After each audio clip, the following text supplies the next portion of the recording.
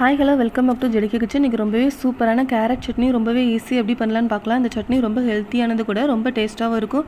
நீங்களும் ஒரு தடவை இந்த மாதிரி ட்ரை பண்ணி பாருங்கள். நான் அதுக்கு ஒரு பேனில் கொஞ்சமாக எண்ணெய் ஊற்றிருக்கேன்.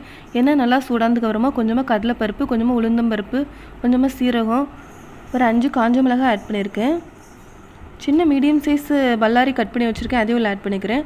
ஒரு 4 பல்லு பூண்டு ஆட் பண்ணியிருக்கேன். கொஞ்சமாக புளி ஆட் பண்ணியிருக்கேன். ஒரு தக்காளி கட் பண்ணி வச்சுருக்கேன், அதையும் ஆட் பண்ணிக்கிறேன். நம்ம நல்லா வதக்கி விட்டுக்கோங்க. தேவையான அளவு கல்லுப்பு ஆட் பண்ணிக்கோங்க. நான் இன்றைக்கி 2 கேரட் எடுத்து சின்ன சின்னதாக கட் பண்ணி வச்சுருக்கேன், அதையும் ஆட் பண்ணிக்கிறேன். கேரட்டை கொஞ்சம் இந்த எண்ணெயிலே கொஞ்சம் நல்லா வதக்கி கொஞ்சம் வேக வச்சுக்கோங்க.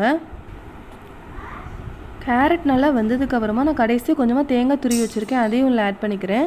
நான் தேங்காய் நல்லா மிக்ஸ் பண்ணி விட்டுக்கோங்க. நான் கொஞ்சமாக கொத்தமல்லி தழை ஆட் பண்ணியிருக்கேன், நல்லா மிக்ஸ் பண்ணி விட்டுக்கோங்க.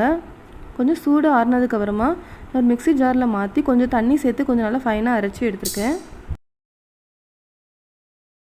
ஒரு பேன் வச்சுக்கோங்க. ஒரு பேனில் கொஞ்சமாக எண்ணெய் ஊற்றிக்கோங்க. எண்ணெய் நல்லா சூடானதுக்கப்புறமா கொஞ்சமாக கடுகு, ஒரு 2 காஞ்ச மிளகாய் ஆட் பண்ணியிருக்கேன். கொஞ்சமாக கருவேப்பிலை ஆட் பண்ணிக்கோங்க.